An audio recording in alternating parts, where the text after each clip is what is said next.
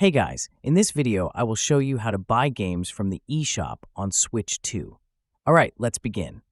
First, open the Nintendo eShop on your Switch 2. Once inside, you'll find different sections like Featured, Great Deals, and Best Sellers. Go to the Great Deals section, where you can often find games discounted up to 90% off. For example, a game like Sparking Zero that usually costs around $65 might be available for just $12. Select the game you want to purchase and tap Continue. You can add funds using your Nintendo gift card or your linked payment method. After your payment method is ready, tap Confirm Purchase to complete the transaction. Once purchased, go to your Virtual Game Cards section to find the game you just bought.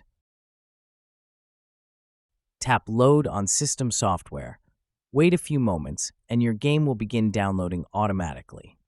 So that's basically how you can buy games from the eShop on Switch 2. That's it for this video. Thanks.